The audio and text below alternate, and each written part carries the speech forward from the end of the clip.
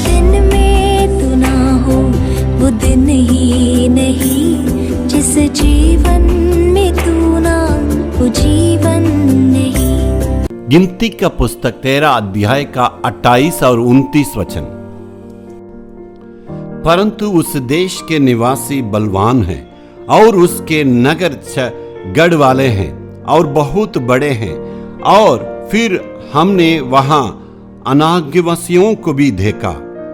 दक्षिण देश में तो अमलेकी बसे हुए हैं और पहाड़ी देश में हिती, यूसुफी और यरोमी बसे हैं और समुद्र के किनारे किनारे और यरदन नदी के तट पर कानानी बसे हुए हैं।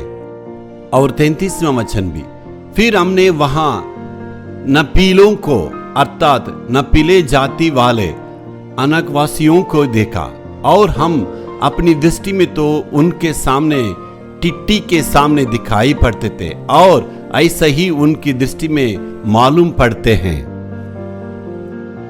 यहां कानानी देश में जासूसी करने के लिए कुछ लोगों को यहोशू ने भेजा है और बेच के उसमें से सारा लोग ये कहते हैं हम उनके सामने टिट्टी के नजर आते हैं।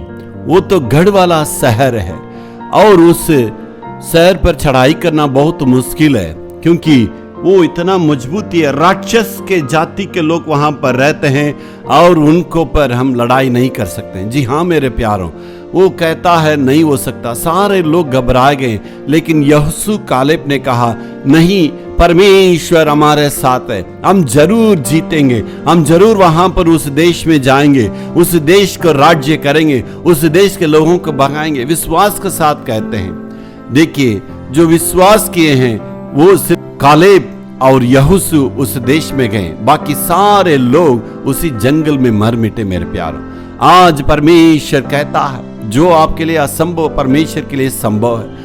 अभी तक आपका जीवन में जो कठिनाइयां था, जो असंभव था, परमेश्वर के सामने सब कुछ आसान है, संभव है।